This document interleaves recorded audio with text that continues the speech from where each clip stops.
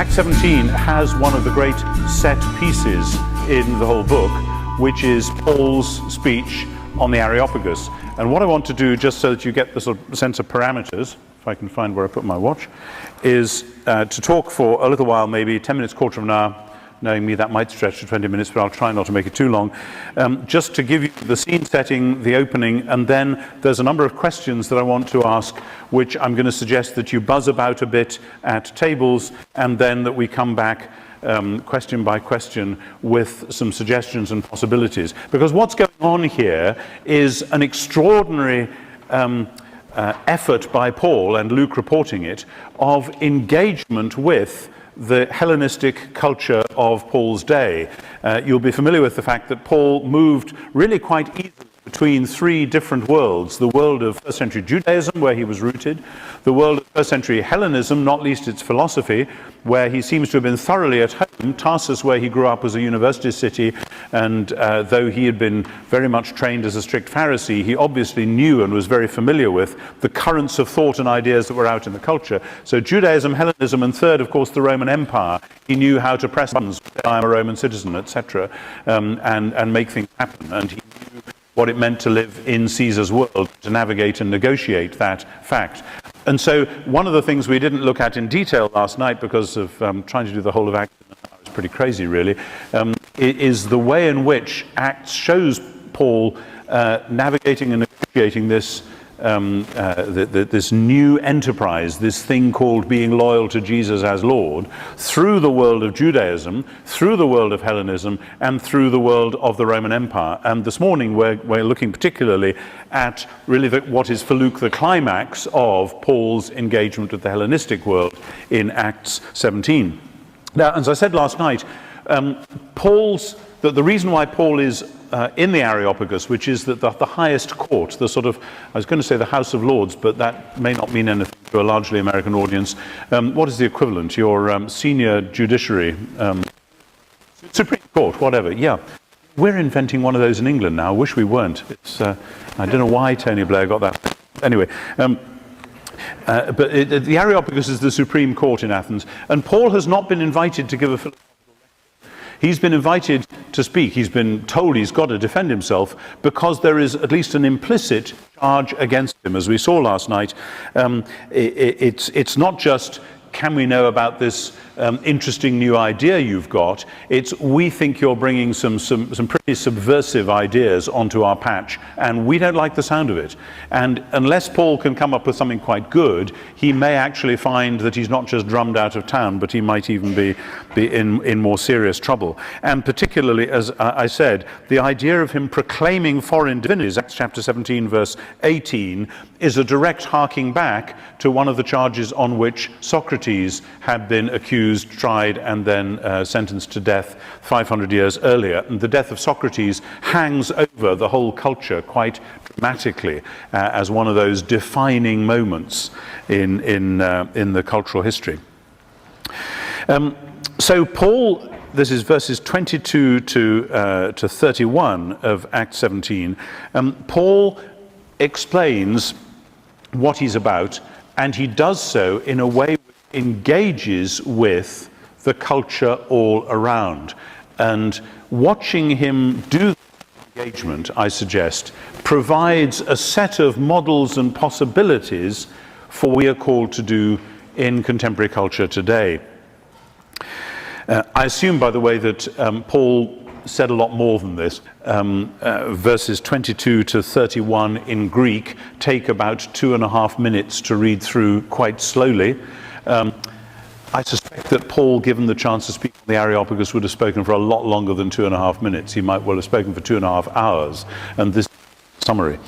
And so we begin with, famously, the inscription to an unknown God. Paul says, well, I was wandering through your city, this is verses 22 and 23, and as I was looking around, I saw that you're extremely religious. You've got all sorts of gods and goddesses, all sorts of altars around the place, and I found one which says, to an unknown God. And so Paul at once seizes the opportunity. You have left a window open to a possibility that you are unaware of what it might be, where it might lead to. And so I am going to use that possibility and say, if you want to keep that window of possibility open, let me tell you what it might in fact be looking out on. Now, you might say that this is a bit of a dangerous trick to pull, because their sort of gods might not be at all like the God that Paul is going to be talking about.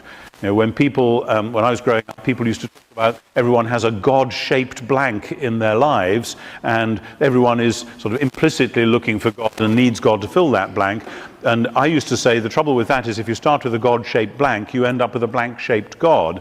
And that in fact what happens is that when God comes into somebody's life, God has to stretch that blank and change the shape of the person they are, because we are not instantly able to assume that God, the real God, the living God, actually fits the blank of which we are aware in our lives. And if you simply come like that, you merely make a God in the image of your own desires or aspirations or fears or whatever it is. So you could say that this is a bit of a sharp move on Paul's part. I'll come back to that later, just to flag up the issues as we go through, but that's his starting point. What therefore you worship as unknown, this I proclaim to you. In other words, you see how he's already answering the charge of bringing in new divinities. He's saying, well, actually, in your own worship, you have this open window going you know not where.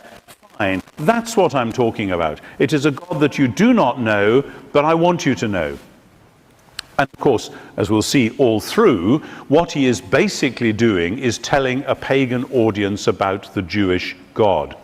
One of the dangers in contemporary culture is that we collude with the de-Judaization of the Christian message and imply that there is just a generalized God who is someone other than, or someone who's forgotten about, the God of Abraham, Isaac, and Jacob.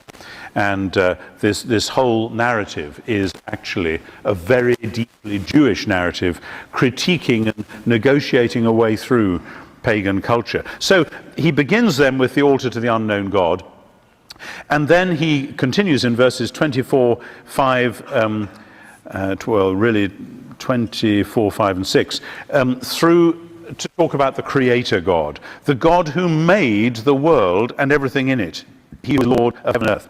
And now he says, typical Jewish move, this God does not live in shrines made by human hands, nor is he served by human hands, as though he needed anything, since he himself gives to all mortals life and breath and all things. Now what's he doing? How many of you have been to Athens? Have you stood on the Areopagus? Have you been up there? What's the most striking thing that you can see when you look around from the Areopagus? What's the biggest, most important you can see? Parthenon. One of the wonders of the world, one of the greatest architectural achievements of humankind.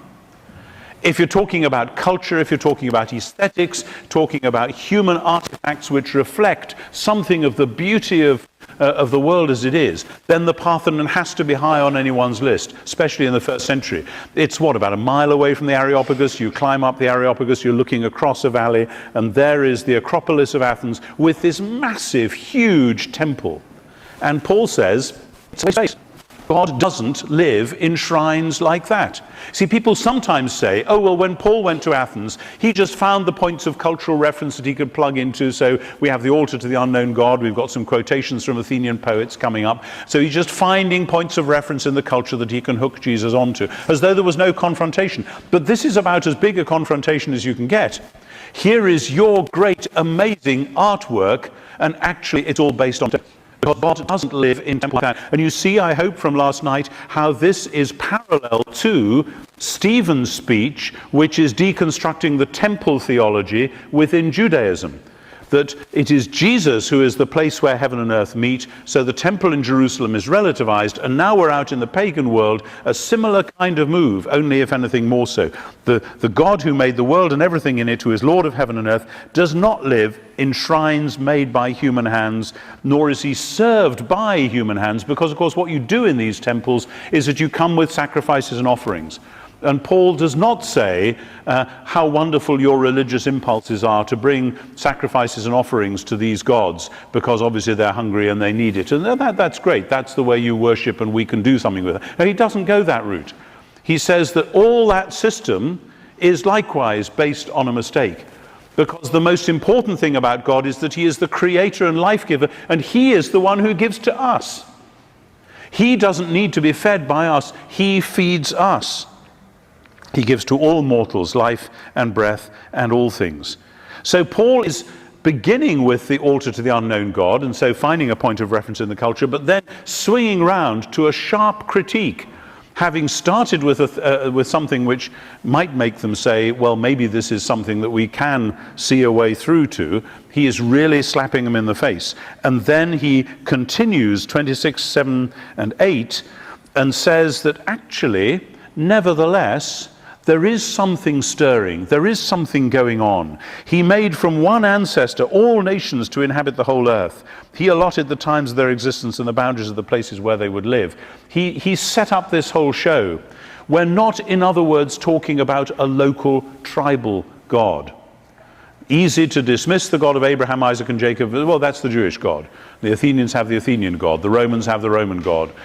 Etc., etc., etc. No, the God we're talking about is God who made everything. This is an intellectual and cultural coup, of course, if you can pull it off, because this God, Paul is saying, trumps all the other local, cultural, tribal gods.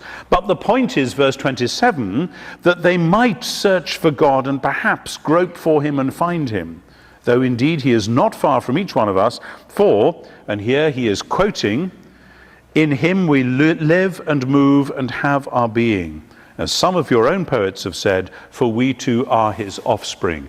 So again, having slapped them in the face, he's coming back and saying, actually, what I'm saying to you does have points of reference with insights that some of your own poets have come up with. That this idea of God being the one in whom we find our life and existence is something which is bubbling along in your culture too, even though you don't know who this God is. But therefore, verse 29, back to the confrontation, since we are God's offspring, we ought not to think that the deity is like gold or silver or stone, an image formed by the art and imagination of mortals. In other words, all those idols you've got, and cities in the ancient world were full of idols, and as it says in verse 16, he was distressed to see that the city was full of idols. Well, he would be. As a Jew, all these images of divinities are precisely what the Ten Commandments say you shouldn't have. Why? Because there is an image of the living God, and it is living, breathing human beings. Human beings are themselves far, far more important than any image that humans can make of God. A hugely significant and important point.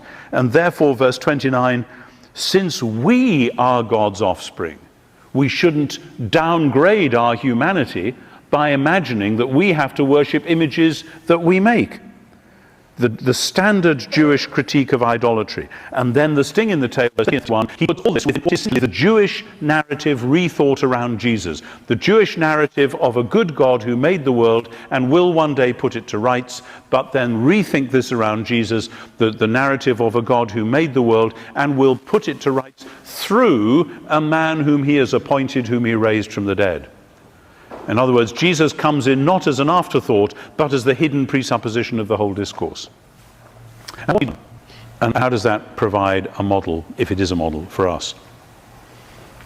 We've already seen he's done some building on things in the culture, and he's done some confrontation, sharp confrontation with elements in the culture which he says are completely against the whole business of who God actually is, and completely against the whole business of what we as humans actually are. But he's done more than that.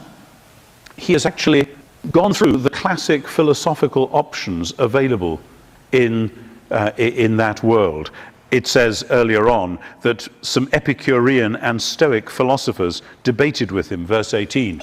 Very briefly, but this is quite significant in terms of the questions we're going to be looking at in a minute. Very briefly, who were these Epicureans and Stoics? We know from Cicero's book on the nature of the gods, De Natura Deorum. Sadly, we don't have the whole text, but we've got quite a bit of it. We know from that book that in Paul's day, well, Cicero was 100 years earlier, but give or take, there were basically three three philosophical options available to the ordinary, sensible, thinking person in the Greco-Roman world. There are obviously lots and lots of local variations and different ways of combinations and permutations, but with these three options are the Stoic, the Epicurean, and what they call the academic, going back to the old ancient academy. And the Stoic basically says that God and the world are more or less the same thing. That divinity, or the divinity, to theon, is simply the divine that is present in and through and around everything that is. It's basically a form of pantheism. And so when you sense the presence of the divine in yourself, in one another, in the wind, in the trees, in the sea, in the sun and the moon, this is because there is a divinity which is hidden within everything. And the task of humans is then to get in touch with this divinity and to act according to the inner logos, which is the inner logical reasoning faculty which enables you to be in tune with this divinity. And if something goes wrong, the problem with pantheism is you can't really have a critique of evil, because if everything that is divine, then if something is radically wrong, there's not a lot you can do about it. So the Stoic answer is suicide. And interesting, when you get a pantheistic worldview, then the only way out is the way out. Epicurus says this all the time. If you don't like it, you're free to leave. He's kind of a street level Stoic in the first century. Now, that's fine if you're an aristocrat and reasonably well off, or think that you can order your world and your life reasonably comfortably. If you can't, then there are other options. And one of them is the Epicurean one, which is to say that the gods are a very long way away, and that God and the world, or the gods and the world, are really ontologically millions of miles apart. And the gods may at some point have taken some interest in this world, they may have had some hand in setting it up, but now they are a long way removed, they are supremely happy, they don't have much to do with us, and the only thing that you need to do now is to find out not really how you can be in a relationship with those distant gods, but what the sensible, quiet, intelligent way to live in the present is, to minimize trouble, to maximize enjoyment. And so the quiet life, the retired life, the studious life, that's classic Epicurean. Some people sometimes think of Epicureans as hedonists, but that's a kind of a debased version of it. So the Stoic collapses God and the world into one. The Epicurean says they're all miles and miles apart, and the only thing to do at the moment is figure out how you can live as pleasant a life as you can, and just shrug your shoulders and get on with it. The academic looks at the world and looks at the evidences for God and all that, and says, basically there's not enough evidence. We don't have enough to go on. We can't be sure about either of those systems. So the best thing to do is to keep the old civic religion going, the sort of religions that people did locally, because you never know. It's kind of insurance policy just in case. In England, I sometimes make the point that the academic position is one which many Anglicans still take. We don't really know what's going on. Let's just keep the show going in case and hope that it'll all work out somehow. Now, what Paul does in this speech is to navigate those three options. To the Stoic, he says, yes, you're absolutely right that there are signs of the presence of God all over the place. God is indeed present. He is powerful. He can be known. He wants us to feel after him and find him. But, Jewish point, God and the world are not the same thing. God is mysteriously close and present, but God and the world cannot be identified. God is the creator of the world. To the Epicurean, he says, you're absolutely right, God and the world are not the same thing, but you're wrong to imagine that that means that God is millions of miles away from the world, because he is as close to us as breath. In him we live and move and have our being. Pulling out some of your own poets. And to the academic, he says, you're quite right that up until this point, it was a time of ignorance. We didn't really know what was going on. We didn't have enough evidence to be sure who God was or how we would relate to God. But now, new evidence has come on board, which you cannot ignore and which changes the whole picture.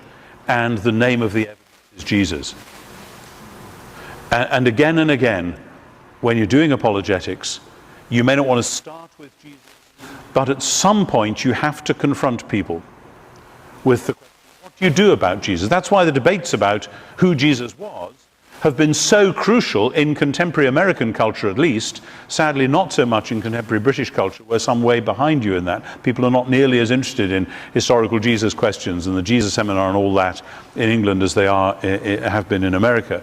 But the question of Jesus absolutely matters, because Jesus, in classic Christianity, is the new bit of evidence, which means that you have to look at the whole picture afresh.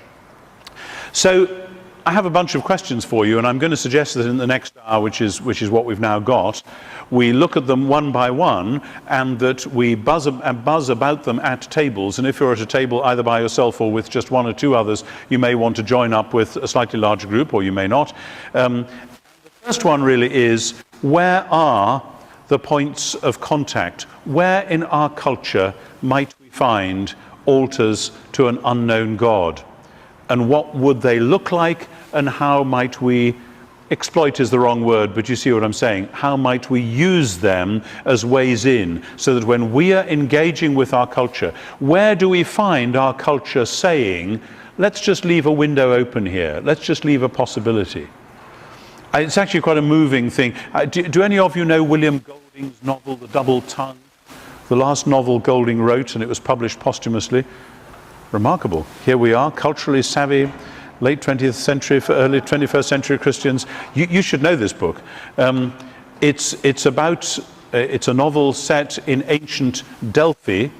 Delphi was where the oracle was, and the heroine of the novel is the young woman who is chosen to be the priestess, who speaks what the god says in the oracle. And throughout the book, she never quite knows whether the god is speaking through her, or whether she's just being drugged and she's making it up, or what. And she has this not quite certain sense of, maybe there is an Apollo who is speaking through me, and then sometimes maybe it's all a lot of nonsense. And at the end of her life, I'm going to spoil the story for you, but it's still going to be worth reading. I've read it 2 or 3 times. At the end of her life, because some of the oracles that she has given have been hugely important for some of the Greek city-states, the citizens of Athens send a message saying they want to put up a statue of her. And it's really just a short story with this as its punchline, that she sends a message back. She thinks about it. Isn't that nice? They want to put up a statue of me. And she thinks back and remembers this sense that she has of both the emptiness, that the old gods have gone, and yet that there is a tenderness, a possibility, something which is trembling on the verge of actually embracing her. And she says, no, don't put up a statue to me. Just put up an altar and label it to an unknown God.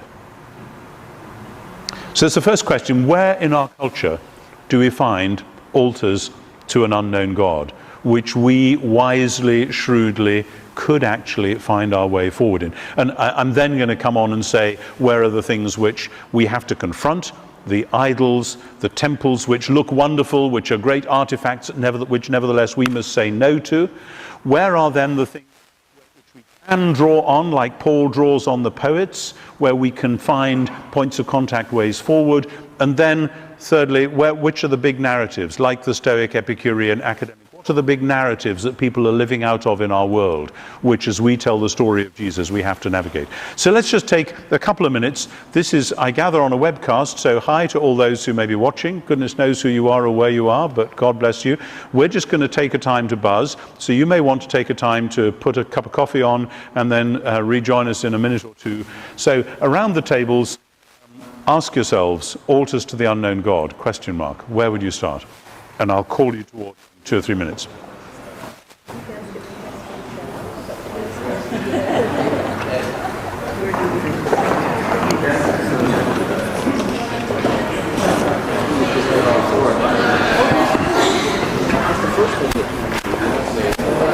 It's okay? Right, yeah. We were having a little bit of technical difficulty, so it's all archived, but we don't actually have people online with us right now. Okay, not right. Because we just got back online. Fine, okay, all right. Well, I mean, these things happen. Yeah. Would it be possible for somebody to find me a cup of coffee? I think I can do that. With just some milk? Thank you very much. That looks like a book table with my books on. Extraordinary. My goodness.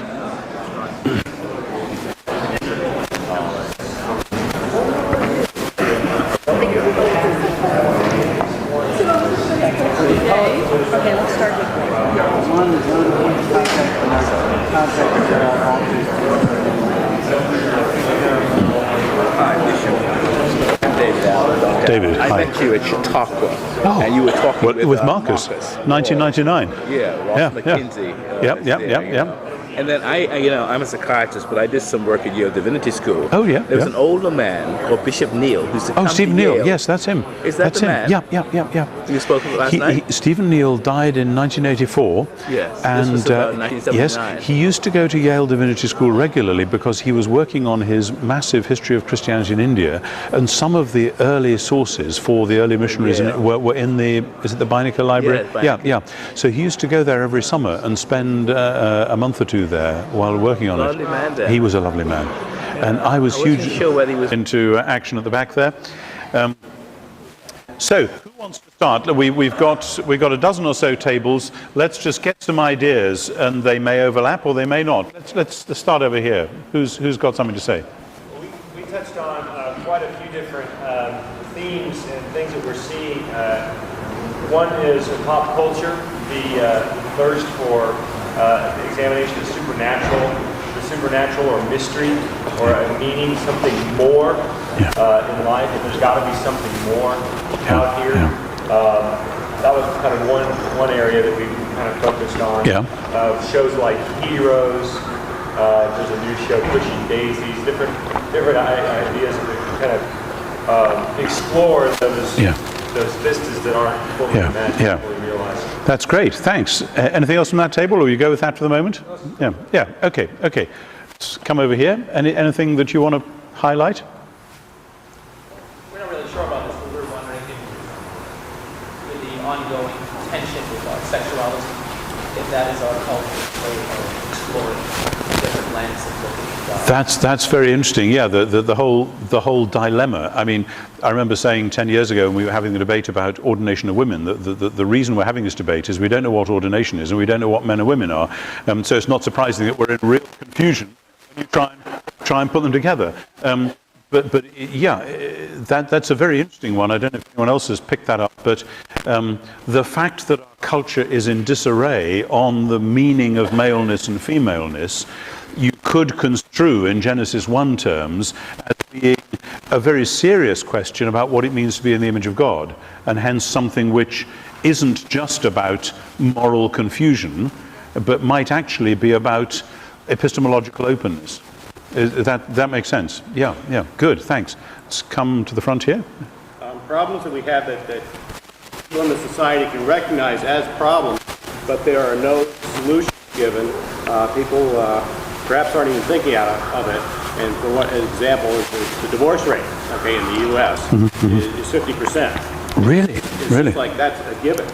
The divorce rate is 50%, and this is something I think where the church could come in and say, there's a better way. This is not God's way. Here's the problem. That's interesting. Yeah, because in my experience, very few people who go through a divorce say, "Hey, that was such a great experience." Almost everybody says, even if it had to be done, this was a pretty awful thing to go through, and that could be a way of saying, whatever is the right way for humans to be, it can't be this. However much, I know we all know plenty of people, there are probably people in this room who've been through divorces, and I'm not saying anything negative about that because we know these things happen. Let's just go back here. Anything you three want to say? Sorry, there's a fourth one there too. If you want to, talking about materialism, and also Dan brought up the idea of celebrities and celebrities. Interesting. Celeb culture as a kind of a question mark. Yeah. The idea of fan culture, fandom, how we as Americans especially invest ourselves and get glory to those things that are not God. Yeah. Is this an altar? Is this an altar to an unknown God, or is this an idol which has to be confronted? But then the flip side of that is, to what extent do we make our religious experience a fan experience as well? Our which experience? Our sacred experience, experience of God, how do we turn that into a fan experience? Interesting. Yes. Fans of church. Yes. And what would be the signs of that? The signs of that might be when you have a music group in worship, and when they finish their song, you all applaud. Does that happen in any churches you know? What's going on when we do that? Well, anyway, sorry, that's a whole other thing. Maybe the reason we in the Church of England don't applaud our musicians at the end of the songs, they're routinely so appalling. But no, actually, that's not always true. We have some of the greatest choirs in the world. But still, let's come to the table in the middle here. We've talked about perhaps philanthropy and volunteerism. Aha. Worship Aha. towards some unknown God that maybe there. Interesting. Interesting. So the idea of culture which is much more endemic in America than in Britain, actually, of people just knowing in their bones that they want to do good, random acts of kindness or whatever. Yeah, do you come in on that? I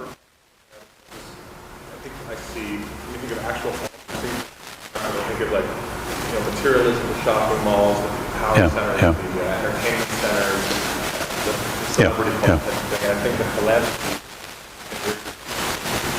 is kind of trending us to volunteerism, philanthropy, coming out of, I think, the experience of emptiness. Yes. Temple. So those are Yes. We're kind of saying we recognize there's more, but like Chris would say, I'm not sure. I'll just kind of toss my hat out in the kind of general benevolence. And Yes. If there is a God there. Yeah, but I wonder if that's kind of pulling the idea of benevolence into a sort of works righteousness, into a sort of let's do this to impress God. But I actually think it may be different in America, but I think where people in my culture are actually volunteering for things, it's not actually saying in the back of their minds, by the way, God, I hope you're watching because you should be impressed by this. It's just they kind of know in their bones that doing good for people, helping people who are in distress, is just something that we all ought to do, and not grudgingly either, but it's something which actually enhances our humanness. And forget about scoring points for the hereafter. This is something which is about being deeply human now, even though it may make no sense in terms of a kind of a cruel economics which says look out for number one. So that's very interesting, and it's one I hadn't even begun to think of. What about at the back?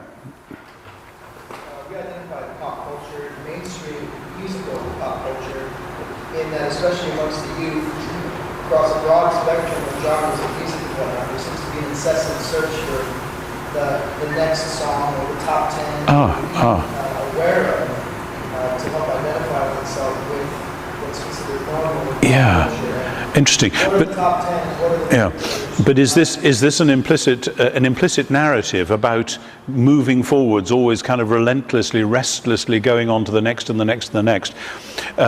Which is a sort of secular parody of the eschatological narrative, that we are going somewhere, there is hope, we are moving forward, and the secular world trying to sort of parodies that. Does that make sense? Yeah. We found that also in so many sub-genres of hobbies that have become hobbies, such as biking, for instance, always coming up with new ways to Right, okay. discuss all the time.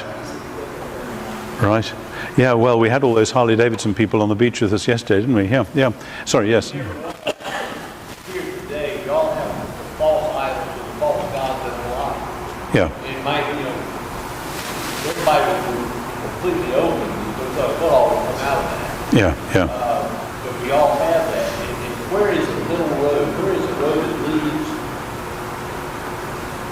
We're all on one side, the left hand side, or the right hand side of this road leads to God. Yeah, well, that's where we're trying to get. But at the moment, I'm trying not to talk about idols that we have to renounce or slap in the face. I'm trying to talk about the points of contact where we can validly and appropriately say, okay, in your culture you have this, and I'm now going to explain it to you as a high road into that. Let's continue. Sorry, was this a comment on what we just heard? Yeah, go on. All the recovery movements are very powerful things because it's more than a broadcast. Okay. It's an actual dialogue with the culture. Okay. It's a real opportunity because they're very open to spirituality. Yeah. Certain places to meet. That's interesting, isn't it? And I think in America you're more aware of the recovery movements than we are. In England we don't tend to talk about that. They go on, but people are more ashamed. We don't have quite as many chat shows with everybody letting it all hang out as you do. Let's move on to this table. Yeah.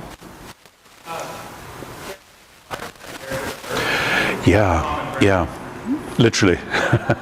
Yes. People may be doing it for totally different reasons. Yes. It's a place where people come around. Yes, isn't that interesting, the care for the environment? And of course there's a problem there in that within the dualism of some fundamentalist subcultures, care for the earth is seen quite explicitly as a bad thing.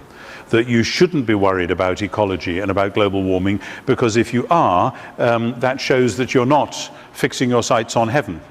And I've run into this a whole lot. But it seems to me, once you say that the resurrection is the foundation for a Christian eschatology, and that God's eventual aim is the renewal of heaven and earth, and not the abandonment, then you have a very powerful agenda, which, yes, explains to people we have a larger story which cheerfully includes and celebrates the story that sometimes puzzled secular ecologists tell. And of course, we have to get over the problem there, don't we, that some secular ecologists say you Christians are part of the problem rather than part of the solution. And we run into that, yeah. And I think also in American culture, we pride ourselves on being founded on God, yet the God is described and memorialized in our architecture really, to me, isn't God. And so it's, As quite, you have on your banknotes, "In God we trust," but the question always with the word God is, which God are we talking about? And is it actually, can you assume consistency in the meaning of the word God across even 200 and however many years it is of culture, etc. Yeah. Okay, where are we coming to? This table here? Organized sports, football, Oh, sports, okay. football, both American and elsewhere. Interesting. Shopping mall. A shopping mall. Shopping mall as an altar to an unknown God? Just cash that out, so to speak. People lining up for an iPhone for 2 days at a shopping center. Yeah, interesting. Shopping is such a...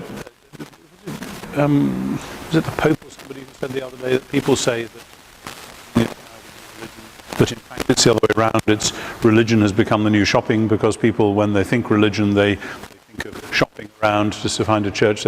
There's all sorts of stuff going on there in our culture, which I think is much more acute now than it used to be. Who are we left with here? And then there, yeah. We had several, we mentioned the strong interest in spirituality that is in the desire for community, the idea of revolution, of people deciding that communism and capitalism, neither one of those did it for us, did it for us, trying to find a new forward with that, and postmodernism, post-enlightenment, but that type of thought, is that something that we can engage as? No, that's very helpful. Actually, you were tracking some of the early themes in my book, Simply Christian. I'm not sure if you were aware of that, but I have 4 opening chapters in that book on justice, spirituality, relationships, and beauty, each one of which I suggest connects with something which all humans know in their bones they're up for. We all know in our bones that there is fairness and unfairness, and that we really do believe that fair treatment for people is a good thing. Now, we're all prepared to compromise with that when it's in our own interests, which is part of the oddity, actually, that's part of the oddity of having an unknown God, that we know that justice matters, and yet we're prepared to tweak it in our own interests. And the same with spirituality. Most people today know that there are other dimensions to life, and they're not quite sure what they are and how to get in touch with appropriate ones. And with relationships, we all know that we're supposed to get on and be part of one big happy family, and yet globally and locally and familially, we find it extremely difficult to do. And there's a sort of isn't that odd about each of these. And likewise, beauty. We know that there is such a thing as beauty, which sweeps us off our feet, and yet the most beautiful things seem to contain seeds of dissolution and destruction, and the sunset fades or whatever it is. And so each of these leaves us with questions, and so those are very much sort of altars to an unknown God, Not that you say all we have to do is expound the altar to the unknown God, but that it's a point of reference in the culture from which you can start. And I think we've now got dozens of them, actually. Have you got any more to add to our list here? We just talked some more about pop culture and how I remember in the States growing up through the 80s, it almost seemed like TV was atheist, but God was kind of the world that I was living. And then in the 90s, all of a sudden, God is all over the television. That's very interesting. There was really a shift, and that there's and it's across the spectrum from the irreverent to you know, like a Christian character in a show. Yes.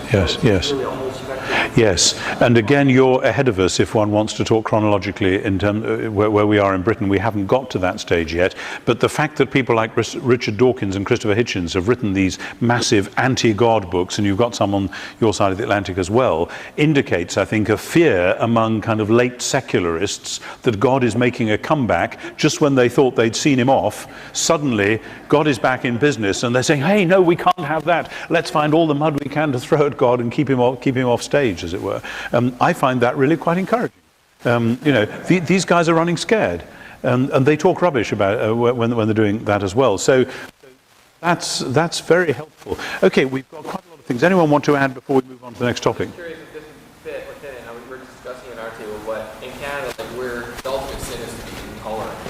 And so tolerance, in a sense, I was wondering, is it this, we can't really ever know what is really right, and so let's be tolerant to everyone's views. And then that will, but it leaves it open, though, in the sense that there might be a way of looking at it. But nobody wants to really step out and say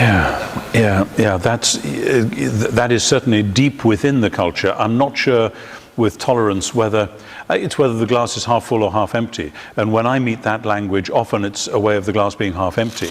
It's a way of people saying, we just want to tolerate everyone, which is a way of saying we're going to back off from all explicit commitments, all explicit statements of faith, and we use the language of victimhood, that is that if you say anything definite, somebody is going to feel victimized by that. So we therefore mustn't say anything definite at any point. And actually tolerance is this 18th century concept, which is a low-grade parody of love. You know, I can tolerate you on the other side of the room. I don't have to engage with you. You can get on, do your own thing, I'll get on, do my own thing. We can wave at each other. We don't need to know each other, be actually related and engaged. Whereas love says there's a much tougher demand than that, a much tougher moral imperative than that, which is that you really find out who each other are and work out what it might mean to live in harmony with one another. I got a letter of mail the other day from one of the Hindu leaders in Britain, which he sent to all bishops. And it was a very elegantly put together thing, kind of a 4-page letter, which he'd obviously taken some time over, talking about the fact that all religions should really contribute to the same ends and we should all learn to live in harmony and peace one with another. But as it went on, it became clear that the real text was that Christianity, Judaism and Islam make far too strident faith claims of some definite things that are going on which they are appealing to. And the whole idea of religion itself, he says, is a kind of a Western idea which makes people intolerant. And if instead we substitute the Hindu idea of dharma, then we'll find that if you guys will just quieten down a bit, it'll be much easier. So what he's basically doing is saying, because we must all tolerate one another, if you were really all Hindus, that would be much easier. And you know, I should think, well, sorry, there's a kind of a logical problem about that, never mind a theological problem. But yeah, the fact that people are so interested in this and so passionate about it, so worried about intolerance, fundamentalist intolerance and so on, it is a point, certainly a point of access from which we can build. The whole God in public thing is very, very interesting, actually, on both sides of the Atlantic now. Yeah, one more and then we'll, I've just been struck by the actual question of the altar to an unknown God.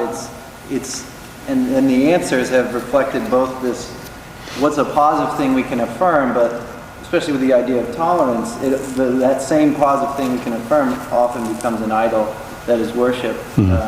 Inappropriately from our perspective. So That's right, and this is the glass being half full or half empty. If you say we've got this altar and actually we know who this unknown God is, that's a bit paradoxical, but then you can stick with that and it can become an idol. Well, let's move on to the whole question of contemporary idolatry, and there may be some easy, soft targets here, and maybe the celeb culture is one of them, where we can all look at the grossly overblown celeb culture and say, yeah, that is idolatry, and this builds up beings to be something that they're not, and it's damaging for them and it's damaging for us. And the point about idolatry, let's just be clear,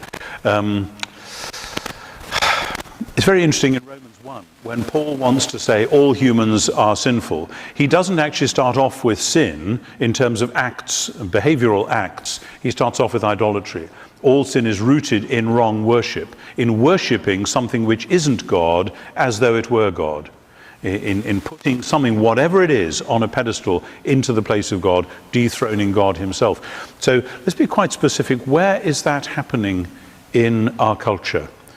And again, there are some obvious targets, but let's try and see. And these may or may not hook up with some of the ancient pagan gods and goddesses, and it's quite interesting when they do, but we'll see. So let's be quick about this. It's already 10:05. Let's take and just put some things down on paper or in front of you, wherever, and then we'll come back and share them again.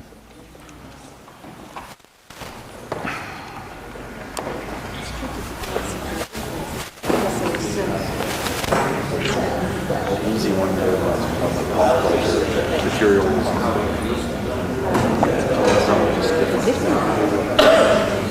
I think globalization is a huge sickness for me.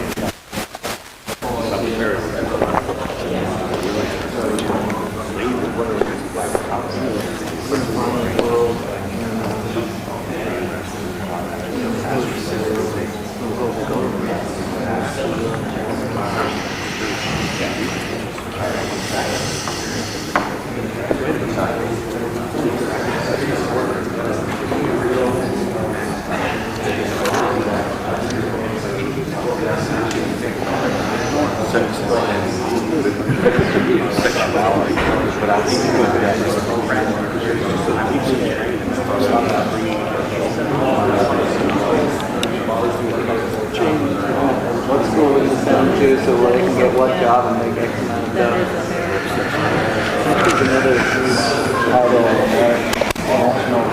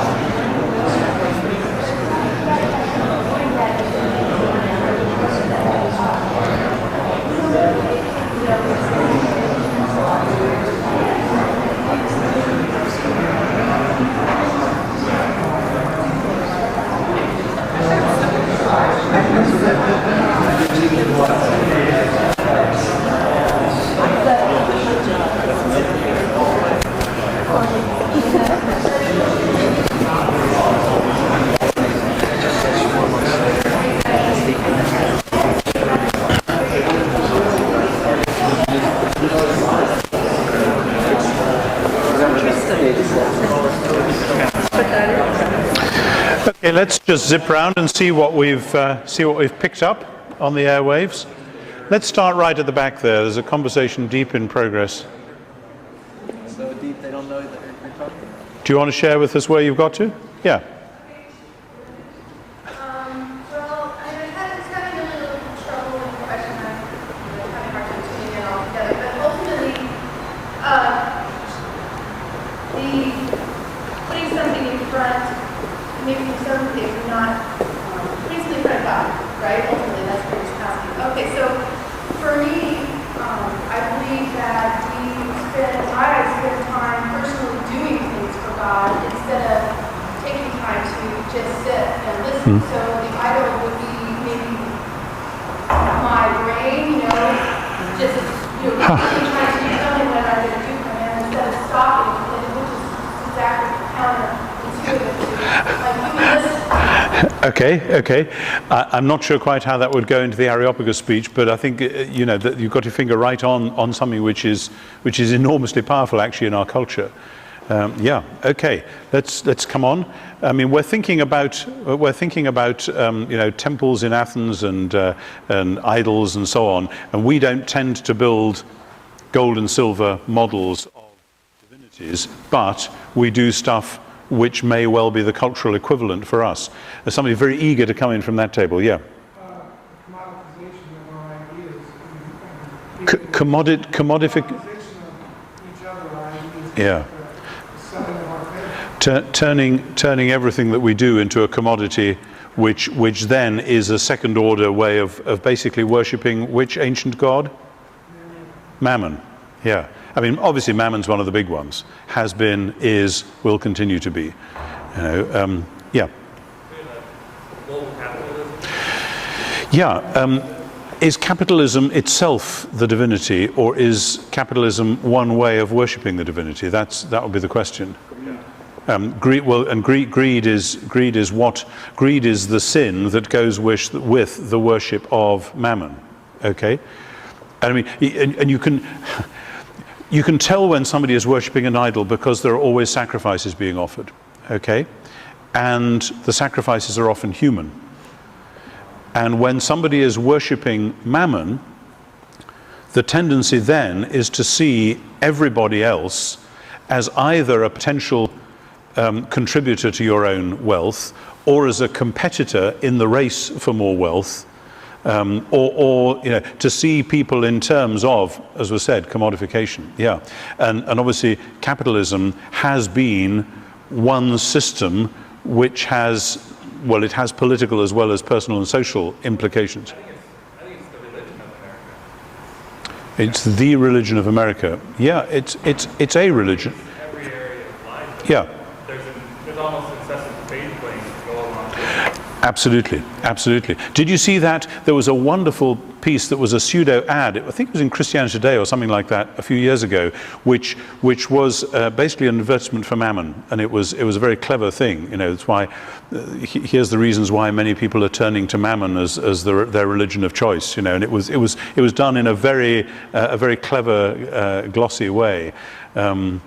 And the final punchline was, and the moral flexibility is unmatchable. That if you worship Mammon, you can get away with whatever you want. Okay, let's go back. Other people may have different spins different takes on the Mammon line, or there may be other things going on. Well, I have to agree 100% about capitalism, in the United States. We're also money driven. Each of us here again, each of us is driven money driven. I have my own business, and yet at the same time, I try to stay focused on God and focused on what God wants me to do with I'm in business myself. So I stay focused on God. What do you want me to do with it? Yeah. Where do you want me to go with it? Yeah, I mean, well, we could, it sounds like a sub-discussion that we need to have, but if we're naming money as a big idol, then I don't think there'll be any dissent in the room. The question is, what do we do about it? I mean, monastic communities characteristically get rid of it as a personal preoccupation, but even a monastic community needs to have a building to live in, and they need to eat, etc. They need to have some financial backing. Jesus had financial backing. People followed him and contributed out of their resources, not to make him rich, but to keep them going. You know? I think, well, with money as with power, naming one of the other ones, we haven't got there yet, but the stuff itself is neutral. It's whether you worship it or not, and then how that works that matters. Yeah, let's come here. I think the two that we kind of landed on is freedom, but freedom understood as a complete lack of restraint. Restraint in our culture being seen as something that ties us down, not something that liberates. And the other one, I think, rewinding, plays back to the altar of God, the obsession with our bodies, and staying young and investing in ourselves. Recognizing in the mirror something that comes from God is beautiful, but not seeing behind it, and so we invest so much. In obsessing about the body, that is very interesting, because that both includes the kind of implicit narcissism we were hearing from the back there, and also has a kind of whole side which is the sexuality thing, but also then you say about the search for prolonged youth, as it were. I gave up trying to look youthful long ago when my hair started falling out. So when I was still an undergraduate, people used to ask me where I'd done my first degree, you know, when I was only 19. And so I just thought, oh, well, what the heck, you know, it's just, we're not going to worry about looking youthful anymore. But that is a major obsession. People spend millions of dollars and millions of hours trying to look a little bit younger than they are, instead of recognizing something that is beautiful in where they are. And that's very interesting as a cultural phenomenon. I've not seen much written about that, though there probably have been PhDs done it and so on. Okay, let's come here and then we'll go there. Yeah. Security. National and personal. Interesting. An idol of national security. Yeah, and one can understand why following 9/11. Although those of us who live in Europe, you know, we have gotten used to being vulnerable in ways that have not been true on the west side of the Atlantic. And you have to get on with life. You know, for years we had the Irish Republican Army bombing in London and other places.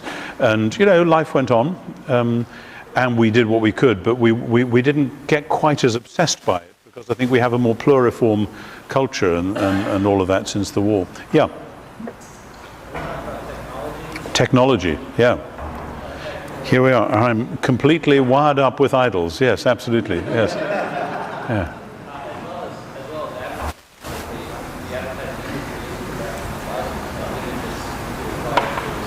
Yeah. Advertising industry puts out images which shape and give direction to our lives. Yeah, absolutely. Anyone over here? Materialism. Yeah, absolutely. You started talking about the Enneagram, and talking about the various variants. You know, so you got like the self-preservation and the intimate, the sexual, and the social. It's like how those lead into like self-preservation, personal security, national, personal security. Yeah. You know, the charge that you get being like an intimacy variant. So like hyping up on caffeine or on food or on sex or on whatever that is. Yeah. You know, and then social being, you know, so focused on relationships and kind of looking for whether that's dating kind of culture. That's very interesting, and that would be a whole subject for a seminar in itself. You could do it with Myers-Briggs, you could do it with the Enneagram, you could do it with these various ones. It may be that different personality types lurk towards different styles of idolatry.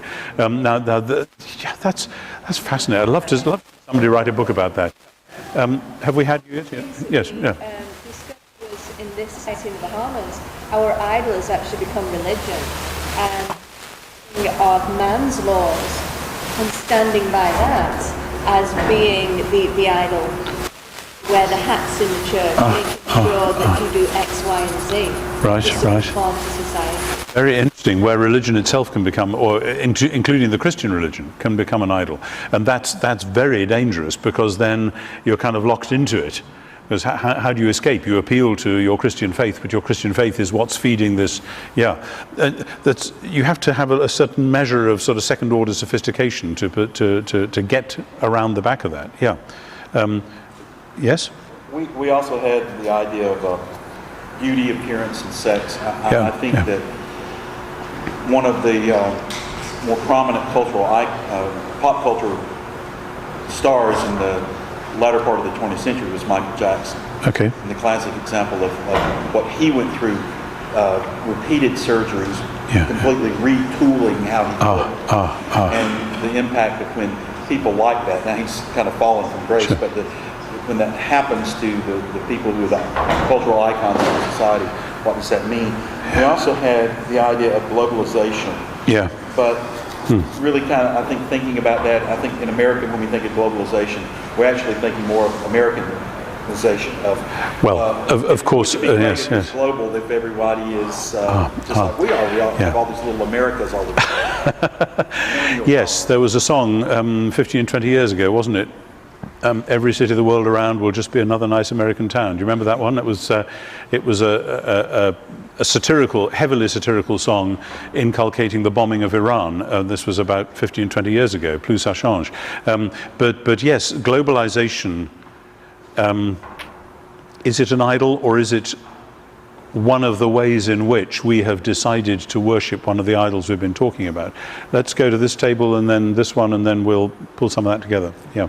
Yeah, we talked about consumerism and how it just pervasive throughout our entire culture, including, it just woven into our church life. But then in addition, we kind of talked about how the interface between consumerism and our hyper-individualism in the West, and how everything is custom-made. And then my brother here pulled out the book Into the Wild. It's a movie now, and how this young man loses all his possessions, gets rid of everything, pushes himself all things, goes into the Alaskan wilderness. They find his body 4 months later, and how he had this kind of reality TV version of in his mind, because he was still, after he got rid of all his possessions, he's still a slave to his consumerism, to his fantasy version of what reality is, thinking he can go into the wild, he doesn't even know what the wild is. So we're just so driven by this kind of custom-made. Yes. Yeah, living in an unreal world. Yeah, absolutely. Final table here. Sorry, we need to go around. Just looking at these three guys here. You're good. Okay. Self-help. Self-help. Interesting. Yeah. Now, there's one of the nice things about seminars is you don't know what's going to happen next. I guess that's a characteristically oozy position to be in. The two big ones that nobody has mentioned head on, though they've hovered around, one has to be violence, the worship of war and violence, the god Mars, and the other has to be Aphrodite, the goddess of sexuality. And we've talked a bit about sex, but you're obviously very conscious of the materiality and the money and the mammon and all of that. I'm interested in why those wouldn't have come up. I would have expected Mars to be pretty front and center. It seems to me the worship of war as a good thing, and the desire to solve problems by violence, and the sense that that is the right way to solve problems and a noble way to solve problems, seems to me to have characterized the world from the beginning, and to be every bit as much running the show in today's world as it ever was.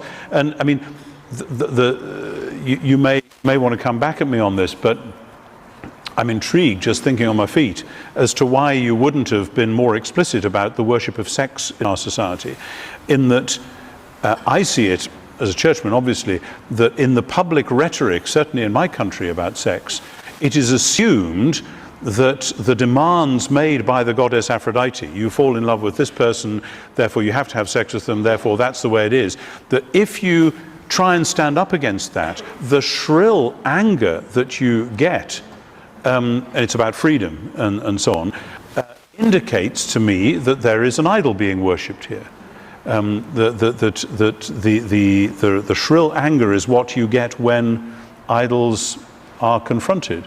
And if somebody says, no, Aphrodite is calling me to do A, B, and C, but I'm actually not going to, that is as counterintuitive to most people as saying, I've been offered a job which will double my salary, but I'm not going to take it. Most people in our culture, if you're offered a job that should double your salary, that's an offer you can't refuse. Even if it means moving to somewhere you don't want, going away from your family, if there's more money, you've got to go for it. That is the kind of deep cultural imperative that we have. And likewise with sex.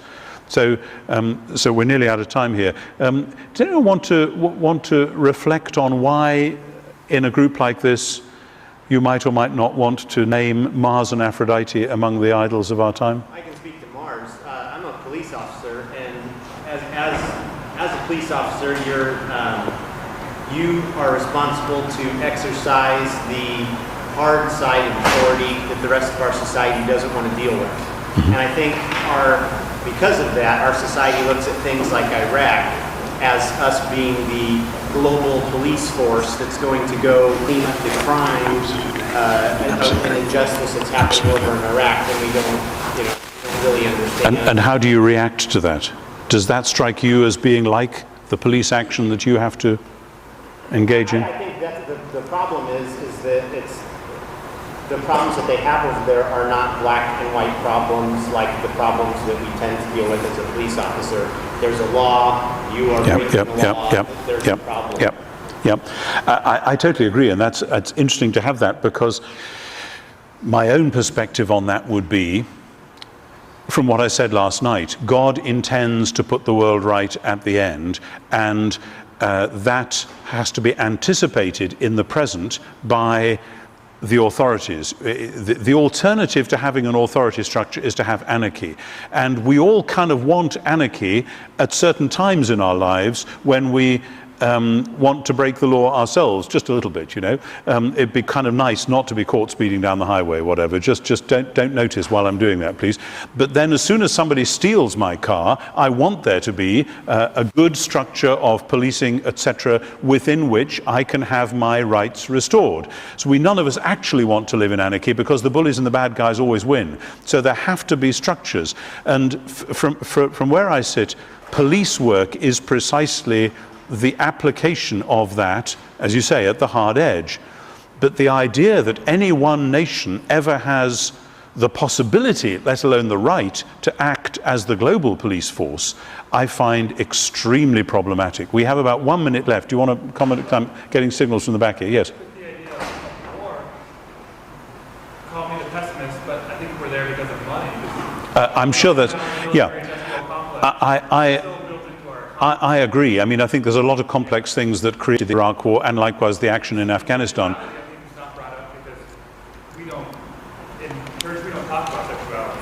And part of why I think very often we leave it out in our culture. Really? And why we can't, we've tried to make the jump to talk about homosexuality, but we can't. You can't talk about sexual behavior otherwise. That's very interesting. I was wondering if it's maybe partly because, and I don't intend this to be the final remark, but it may have to be because I'm getting time signals from the back. It may be partly because many people, having grown up in a fundamentalist or rather strict and repressive church, and characteristically emerging church folk are coming out of that context, there have been so many rules about what to do and what not to do, mostly what not to do in relation to sex, that you're kind of escaping from a culture which has been sex obsessed, or at least in a very negative way. So it may be harder then to turn around and see the way in which actually the idolization of sexuality and sexual behavior has actually got a radical grip on our society. And I've observed it during the course of my lifetime, from the 1950s to the present. The thing has changed radically, and the idolization has increased enormously. Anyway, I was hoping we would have time to do Stoics, Epicureans and academics, but I guess we'll have to leave that for another occasion. Could come back to tomorrow morning if you want. Thank you very much for your participation. This has been quite a learning experience for me, and I hope it's given you at least a sense of, when you take a passage like Paul on the Areopagus, these are the sort of questions you might want to raise about it, might want to share with your folks back home about it, and might want to pray through as you think about how to be creative, culturally aware Christians for tomorrow's world. So thank you very much.